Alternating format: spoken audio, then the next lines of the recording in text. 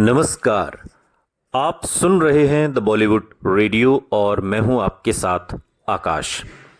दोस्तों, आज के इस पॉडकास्ट में बात राजेश खन्ना और उनकी फिल्म कर्म की होगी और साथ ही आपको उस दौर में भी लेकर चलेंगे जब Rajesh Khanna super duper hit फिल्मों की कतार लगा रहे थे। और फिल्म पत्रकार उस दौर के रऊफ अहमद एक इंटरव्यू में एक वाक्य के बारे में बताते हैं जो साल 1976 में बी आर चोपड़ा की फिल्म कर्म की शूटिंग के दौरान हुआ था।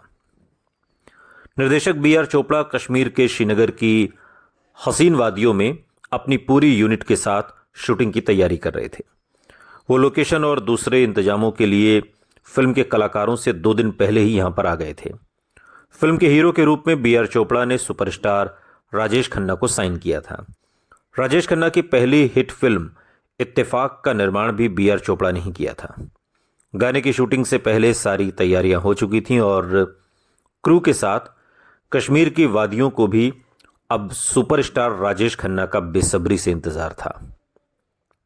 शहर के लोग अपने अपने काम खत्म करके काका की एक झलक देखने के लिए शूटिंग लोकेशन पर पहुंचने लगे थे। और ये वो दौर था जब शूटिंग कहीं भी हो और ये खबर अगर फैल जाए कि राजेश खन्ना आ रहे हैं तो समझ लीजिए कि जो तैयारी आपने की है, यानी कि यूनिट ने जो तैयारी की है, प्रोड्यूसर ने जो तैयारी की है, उसको कई गुना बढ़ाना पड़ता था।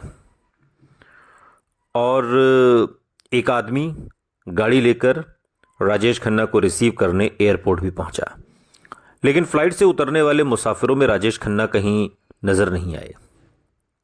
वजह जानने के लिए बी आर चोपड़ा ने बंबई फोन किया तो राजेश खन्ना के सेक्रेटरी ने बताया कि वो अभी बंबई में ही हैं। इंतजार में 3 दिन बीत गए। डेली एक ड्राइवर जाता गाड़ी लेके राजेश खन्ना को रिसीव करने, लेकिन राजेश खन्ना फ्लाइट से ना आते और इस तरह 3 दिन बीत गए, लेकिन राजेश खन्ना का कहीं कोई पता नहीं था। क्या बी आर चोपड़ा के संदेश उन तक पहुंच ही नहीं रहे थे? वो खुद फोन पर बात क्यों नहीं कर रहे थे? आखिर कहां थे राजेश खन्ना?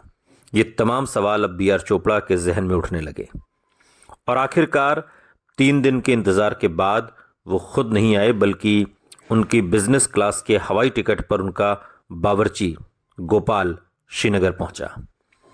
गोपाल राजेश खन्ना का संदेश लेकर आया था और संदेश ये था कि काका जी की तबीयत खराब है बहुत ज्यादा, इसलिए वो शूटिंग पर नहीं आ सकते। सुपरस्टार की शोहरत अब उनकी सनक की वजह से और ज्यादा बढ़ रही थी।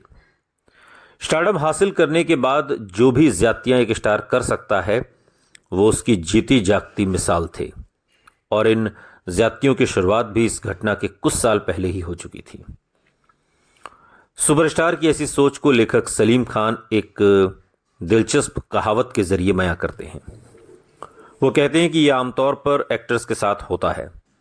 संस्कृत की एक कहावत है जिसका अर्थ है कि जब एक गांव से बैलगाड़ी दूसरे गांव जाती है तो एक कुत्ता है जो धूप से बचने के लिए गाड़ी के नीचे चलता रहता है। गाड़ी के साथ साथ वो ऐसा बार बार करता है और कुछ सालों के बाद वो सोचने लगता है कि गाड़ी मेरी वजह से ही चल रही है। तो जब एक के बाद एक फिल्में हिट होने लगती हैं तो एक्टर को ऐसा लगता है कि ये सिर्फ उसकी वजह से हो रहा है, वो न हो तो कुछ नहीं हो सकता। बहुत तीखी बात सलीम खान ने कही थी और निशाने पर राजेश खन्ना थे। शायद राजेश खन्ना भी कुछ ऐसे ही ख्यालों से गुजर रहे थे। कहीं ना कहीं वो अहंकार, आत्ममुग्धता के शिकार भी होने लगे थे। उनके सी फेसिंग बेडरूम में 8 कोने वाला आलीशान बेड था जिसके ऊपर दीवार पर उनके बड़े बड़े पोस्टर लगे हुए थे। रऊफ अहमद, उस दौर के मशहूर फिल्म पत्रकार, एक इंटरव्यू में बाद के दिनों में बताते हैं, राजेश खन्ना ने खुद उनसे एक बार कहा था कि लोग मेरी फिल्मों में मुझे देखने आते हैं रऊफ। और रऊफ के मुताबिक उस दौर में उनके मास हिस्टीरिया को देखते हुए उनकी ये सोच शायद गलत भी नहीं थी। सुपरस्टार वाले नखरे राजेश खन्ना की अब खासियत बनने लगे थे। अपने निर्देशकों को इंतजार करवाना उनकी आदत में शुमार हो गया था। वो चाहते थे कि दुनिया उनकी मर्जी के मुताबिक चले। ये तमाम बातें रऊफ अहमद, उस दौर के वरिष्ठ फिल्म पत्रकार, अपने एक इंटरव्यू में बात के दिनों में बताते हैं। उस दौर में मीडिया में उनकी सबसे बड़ी समर्थक देवयानी चौबल ने भी उनमें आए बदलावों के बारे में बात करते हुए कहा कि अपने सुपरस्टारडम से पहले राजेश खन्ना कहीं बेहतर इंसान हुआ करते थे। देवयानी के मुताबिक बाद में उनकी दुनिया खुद तक सिमट कर रह गई। वो इतने आत्म केंद्रित हो चुके थे कि दूसरों के लिए उनके पास कुछ बचा ही नहीं था। मैं उन्हें अच्छी तरह से जानती थी। वो बेहद असुरक्षित, बेहद उलझे हुए शख्स थे और ये बदलाव शराब के सुरूर में और भी ज्यादा हावी होता दिखाई देता था। उनके लिए कोई भी मौका अब जाम छलकाने का बहाना था। पीने का भी उनका एक अलग ही अंदाज था। एक निर्देशक जो उनके बंगले आशीर्वाद की कई महफिलों का हिस्सा रहे थे, वो बताते हैं एक इंटरव्यू में बात के दिनों में, रेड लेवल स्कॉच उनकी फेवरेट हुआ करती थी, काका जी की, और अपना पहला पैग वो हमेशा बड़ा बनाते थे और फिर उसे जल्दी से गटक जाते थे और वो कभी भी एक दो पैग पर रुकते नहीं थे और पीने का ये सिलसिला देर रात तक चलता था। एक और ख़ास बात थी कि वो पीते वक्त कुछ भी खाते नहीं थे, न खाना, न कोई स्नैक्स, नमकीन, कुछ नहीं। जल्दी उठने की आदत उन्हें पहले से ही नहीं थी और अब इन लेट नाइट पार्टियों की वजह से उनकी सुबह ज़्यादातर दोपहर को शुरू होती थी। राजेश खन्ना को उनके थिएटर के दिनों से जानने वाले पत्रकार अली पीटर जॉन कहते हैं कि उनकी फिल्मों की शूटिंग अक्सर सुबह जल्दी भी होती थी, मगर राजेश खन्ना का दिन तो दोपहर 3 बजे शुरू होता था। लेकिन वो बहुत अच्छे एक्टर थे। आप उन्हें डायलॉग दो और वो पूरे दिन का काम कुछ ही घंटों में निपटा देते थे, तो कोई शिकायत नहीं कर सकता था कि उसका नुकसान हो रहा है। लेकिन सवाल यह है कि क्या ऐसा बर्ताव हर बड़े स्टार का नहीं होता? फिर हमेशा राजेश खन्ना के बारे में ही ऐसी नेगेटिव बातें क्यों कही जाती हैं? वरिष्ठ फिल्म पत्रकार और फिल्म निर्देशक खालिद मोहम्मद राजेश खन्ना के बर्ताव को असामान्य नहीं बताते और अपने एक इंटरव्यू में वो कहते हैं कि हम सबने सुना है कि सफलता ने उनका दिमाग खराब कर दिया था, उनका रवैया भी खराब था, लेकिन मुझे लगता है कि ऐसा हर सुपरस्टार के साथ होता है। उन्होंने बस इसे ज़्यादा जाहिर कर दिया। राज कपूर और देवानंद ने खुद को संभाले रखा, लेकिन राजेश खन्ना के चमचों की मंडली ने उन्हें बहुत नुकसान पहुंचाया। लेकिन फिर भी ये असामान्य नहीं था। निर्माता निर्देशक जे ओम प्रकाश एक इंटरव्यू में बताते हैं कि काका की प्रॉब्लम ये थी कि वो एक्सट्रोवर्ट नहीं था। वो बहुत कम बोलता था और अपने आसपास के लोगों को लेकर बहुत शक भी करता था। ये एक दिक्कत राजेश खन्ना के साथ हमेशा बनी रही। फिल्मों की कामयाबी का सिलसिला जारी था और यही वजह थी कि राजेश खन्ना मीडिया का सबसे पसंदीदा विषय बन गए। राजेश खन्ना की छींक भी खबर थी और जैसे जैसे उनके टाइम मैनेजमेंट और अहम से जुड़ी बातें बढ़ीं, उनके बारे में फिल्म मीडिया में रिपोर्ट्स लगातार नेगेटिव होती गईं और ऐसा आमतौर पर हर कामयाब शख्स के साथ होता था, आज भी होता है। और राजेश खन्ना ने तो देश को दिखाया कि कामयाबी का असली मतलब क्या होता है।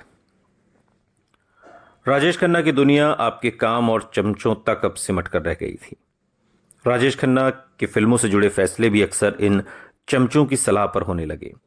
अगर कोई फिल्म बनाना चाहता है तो उसकी पहुंच राजेश खन्ना तक नहीं थी, तो उसे इन चमचों से गुजर कर जाना पड़ता था। हालत यह थी कि राजेश खन्ना के सेक्रेटरी रहे उनके दोस्त गुरनाम और ड्राइवर कबीर तक को पूरी फिल्म इंडस्ट्री जानती थी। मगर राजेश खन्ना के साथ कई फिल्में बना चुके वरिष्ठ फिल्म पत्रकार जे ओम प्रकाश उनके नखरों की इन कहानियों से इनकार करते हैं। उनकी बिल्कुल अलग तस्वीर पेश करते हैं और जे ओम प्रकाश एक इंटरव्यू में बताते हैं कि मुझे तो कभी काका के दरबार में हाजिरी नहीं लगानी पड़ी। मुझे उनकी डेट्स आराम से मिलती थी। लेकिन राजेश खन्ना के स्वभाव के बारे में बात करते हुए जे ओम प्रकाश ने यह जरूर माना कि राजेश खन्ना शूटिंग पर काफी देर से आते थे।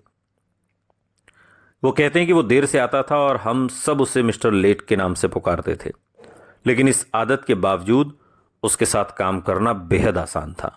वो पूरी तैयारी करके सेट्स पर आता था। वो कमाल का एक्टर था। परेशानी ये थी कि करियर की उन ऊंचाइयों पर पहुंचकर अगर ऐसी तारीफ करने वाले बहुत कम थे और आलोचना करने वालों की गिनती उस दौर में बहुत ज़्यादा थी। और शूटिंग के लिए समय पर न पहुंचना, एक ऐसा मुद्दा था जो राजेश खन्ना के पूरे करियर के दौरान उनके नाम के साथ लगातार जुड़ा रहा। उन्हें राजेश खन्ना की जो लेट लतीफ़ी थी, अंदाज़ा नहीं था काका को कि ये उनके करियर को खा भी जाएगी। उन्हें अंदाज़ा नहीं था कि इस बात से उनके करियर को कितना नुकसान पहुंचाया गया। गॉसिप पत्रिकाओं में एक खबरें लगातार आती रहीं कि राजेश खन्ना का मूड नहीं था, इसलिए वो शूटिंग पर नहीं पहुंचे।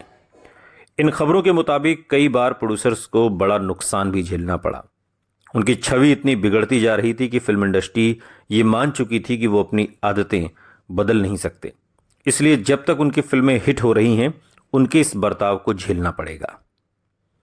अपने बारे में लगातार छपती निगेटिव खबरों से वो बेहद नाराज हो जाते थे। फिल्म पत्रकारों को अक्सर उनके इन मूड्स को झेलना पड़ता था और उस दौर के पत्रकारों के बीच उनका ये बर्ताव राजेश खन्ना ट्रीटमेंट के नाम से मशहूर हो गया था। राजेश खन्ना ट्रीटमेंट, और शायद यही वो बात थी जो फिल्म कर्म की शूटिंग के दौरान बी.आर. चोपड़ा महसूस कर रहे थे। लेकिन बी.आर. चोपड़ा कर क्या सकते थे सिवाय इंतज़ार के, और कुछ भी नहीं। लेकिन जब ये फिल्म पर्दे पर आई तो फिल्म काफ़ी सुपर डुपर हिट हुई और देर से ही सही, लेकिन राजेश खन्ना आए कुछ दिनों के बाद और फिर सारी शूटिंग वहाँ पर कंप्लीट की गई। कर्म साल 1977 में रिलीज़ हुई और इसका निर्माण निर्देशन बी.आर. चोपड़ा ने किया। फिल्म में राजेश खन्ना, विद्या सिन्हा, शबाना आज़मी और उर्मिला मातोंडकर भी हैं। कैसे, ये हम आपको बताएंगे। और मास्टर बिट्टू ने इसमें अभिनय किया है। गीत राजकवि इंद्रजीत सिंह तुलसी ने लिखे हैं और संगीत आर.डी. बर्मन का है। बतौर बाल कलाकार उर्मिला मातोंडकर इस फिल्म में हैं। कहानी कुछ ऐसी है कि सेवानिवृत्त रिटायर्ड न्यायाधीश श्यामलाल कुमार अपनी पत्नी और इकलौते बेटे अरविंद के साथ एक आलीशान घर में रहते हैं, जो अब कानून की पढ़ाई कर रहा है और वकील बनने की राह पर है। अरविंद खूबसूरत आशा शास्त्री से मिलता है और वो दोनों एक दूसरे के प्यार में पड़ जाते हैं। आशा अरविंद को अपने ज्योतिषी पिता चिंतामणि से मिलवाती है, जो अरविंद को तुरंत स्वीकार कर लेते हैं और जैसे अरविंद के माता पिता आशा को स्वीकार करते हैं। लेकिन जब चिंतामणि युवा जोड़े के लिए एक अंधकार में भविष्य को देखते हैं तो वो अपना आशीर्वाद वापस ले लेते हैं और उन्हें शादी न करने के लिए कहते हैं। और इससे डर कर श्यामलाल और उनकी पत्नी भी अरविंद से किसी और से शादी करने के लिए कहते हैं। लेकिन अरविंद और आशा साथ रहने लगते हैं और इससे उनके रूढ़िवादी समुदाय में गुस्सा फैल जाता है और दोनों को ब्लैकलिस्ट कर दिया जाता है। इस बीच आशा प्रेग्नेंट हो जाती हैं लेकिन उसे नहीं पता कि अरविंद की मुलाकात नीलम शुक्ला नाम की एक और महिला से हुई है। अपने पिता की मृत्यु और आशा को उनके मृत शरीर को न छूने देने की पिता की अंतिम चेतावनी से दुखी होकर गर्भवती आशा अरविंद को छोड़कर हरिद्वार चली जाती है। वो वहाँ स्वामी जी से मिलती है और उनके आश्रम में रहती है। वहाँ पर वो एक बेटे को जन्म देती है और देहरादून में नर्स के रूप में काम करती है। इस बीच अरविंद अपने माता पिता की नीलम से शादी करने की जिद के आगे झुक जाता है और उसके साथ भविष्य की पढ़ाई के लिए लंदन चला जाता है। दोनों 5 साल बाद वापस लौटते हैं और घटनाओं के मोड़ में जज अरविंद देहरादून शिफ्ट हो जाता है और अनजाने में अपने ही बेटे के संपर्क में आता है। नीलम की गर्भावस्था जटिल हो जाती है और डॉक्टर अपने बच्चे को नहीं बचा पाते। नीलम अब दोबारा मां नहीं बन सकती। अरविंद उसी अस्पताल में आशा, जो अब साधना बनकर रहती है, उससे मिलता है। वो अपने बेटे के बारे में पूछता है और अंत में उसे गोद लेना चाहता है। जब आशा अपने पति की इच्छा के आगे झुक जाती है, अरविंद उसे चीज़ें समझाने की कोशिश करता है, जबकि वो लापरवाही से गाड़ी चला रही होती है, लेकिन इससे कोई मदद नहीं मिलती। नीलम कार को चलती ट्रेन से टकरा देती है। अरविंद और खुद दोनों को गंभीर चोटें आती हैं। अरविंद और आशा की कहानी सुनने के बाद वो मर जाती है। अरविंद को मौत की कगार पर अस्पताल लाया जाता है और वो अस्पताल में भगवान के सामने सिंदूर भरता है और आशा से शादी कर लेता है, ये सोचकर कि वैसे भी मरने वाला है। डॉक्टर उसे ऑपरेशन थिएटर में ले जाता है। आशा अपने बेटे और स्वामी जी के साथ भगवान शिव से प्रार्थना करती है। ऑपरेशन के बाद अरविंद आईसीयू में गंभीर हालत में है। तो क्या आशा के पिता की भविष्यवाणी सच होगी? क्या अरविंद आशा से शादी करने के बाद जीवित रहेगा? हाँ, आशा की प्रार्थनाएं स्वीकार की जाती हैं और अरविंद जीवित रहता है और चमत्कारिक रूप से होश में आ जाता है और उसके बाद सब खुशी खुशी इसमें चलता रहता है। ये इस कहानी का लबलुआब है। लेकिन उर्मिला मातोंडकर, जिन्होंने इंडस्ट्री में एक अलग पहचान बनाई, इसकी शुरुआत बहुत पहले हुई थी।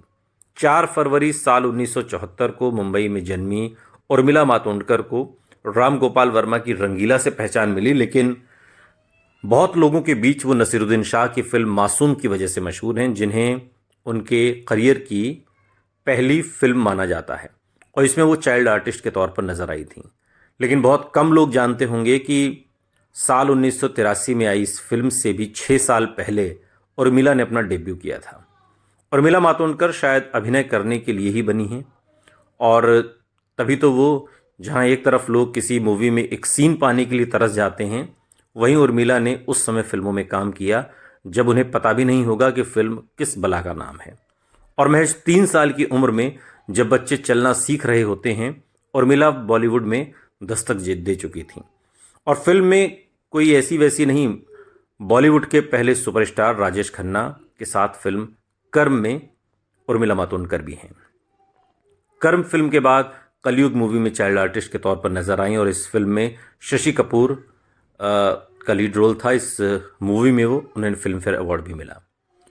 फिर आई उर्मिला मातोंडकर की एक और फिल्म जिसने क्यूट गर्ल उर्मिला को घर घर मशहूर कर दिया और ये फिल्म थी मासूम, जिसमें वो नसीरुद्दीन शाह की बड़ी बेटी के रोल में थी। फिल्म हिट रही। फिल्म ने 5 फिल्म फेयर अवार्ड जीते, यानी कि बचपन से ही उर्मिला ने जितनी भी फिल्में की वो सब लकी साबित हुई और वाहवाही भी मिली। ये पूरी कहानी है जिसमें राजेश खन्ना, कर्म और उर्मिला मातोंडकर हैं। सुनते रहिए द बॉलीवुड रेडियो, सुनता है सारा इंडिया।